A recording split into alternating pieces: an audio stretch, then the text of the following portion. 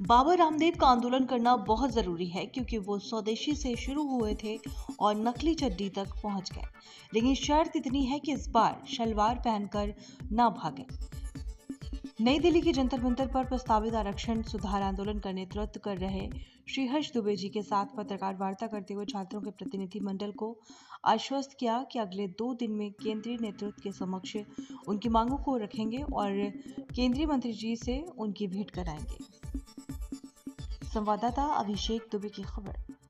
बाबा रामदेव का आंदोलन करना बहुत जरूरी है क्योंकि वो स्वदेशी के नाम से शुरू हुए थे और चड्डी तक पहुंच गए, नकली चड्डी तक। घी की बात छोड़ दीजिए, खाद्य पदार्थ की बात छोड़ दीजिए।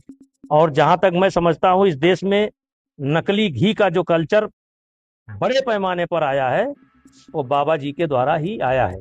हाँ, शर्त ये है कि इस बार उनसे कह दीजिए कि सिंदूर और टिकुली और सलवार ना पहने, इस बार मर्द की तरह आंदोलन करें।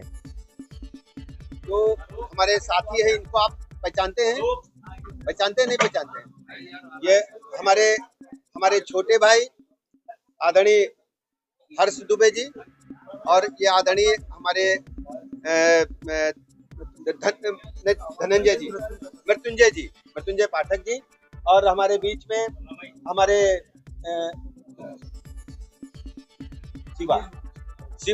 शिवा शर्मा जी, सभी हमारे मित्र हैं, सभी हमारे छोटे भाई हैं।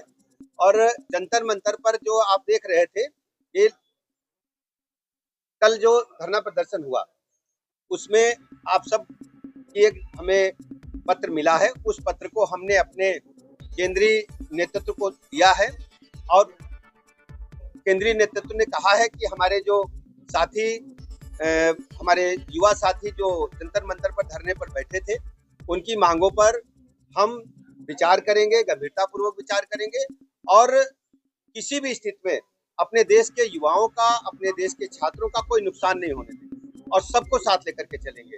अब इसी बात की सूचना देने के लिए हम आपके बीच में आएंगे और 2 दिन के बाद आप लोगों की इच्छा थी कि हम केंद्रीय नेतृत्व के समक्ष अपनी बात रखें, तो माननीय केंद्रीय मंत्री जी के साथ में 2 दिन के बाद इनकी बैठक होगी, उसमें हम इनको लेकर के जाएंगे और इनसे साथ में बात करेंगे। अब मैं हर्ष से कहूंगा कि अपनी बात।